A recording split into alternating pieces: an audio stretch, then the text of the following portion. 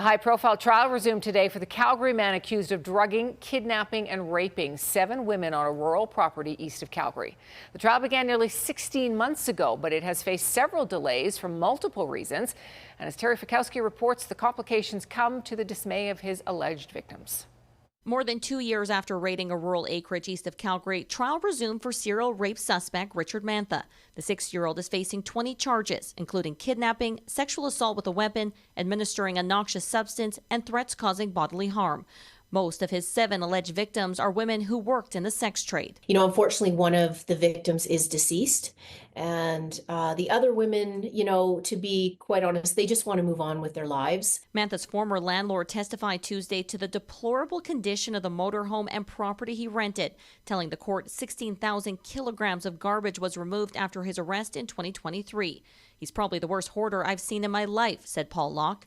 He described finding dead animals, drugs, bins of feces, and bags of children's clothing and diapers. It was really creepy, Locke told the court. Mantha's trial has been repeatedly delayed since it started in January 2024, when his lawyer tried to break it into 7 different trials, one for each complainant. Mantha also switched the trial from French to English and fired 2 previous legal teams. He has used the system to his advantage in order to delay the process. If things don't proceed and he's not prosecuted, that he will be released.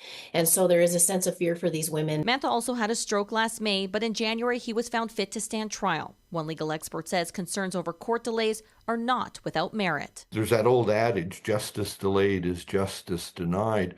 Has everything to do with reliability of evidence. The longer the delay, the more likely it is that some people's memories will become faulty. The trial is slated to run until May 30th. And Terry joins us from the Calgary Court Center tonight. So Terry, what was Mantha's demeanor in court like today?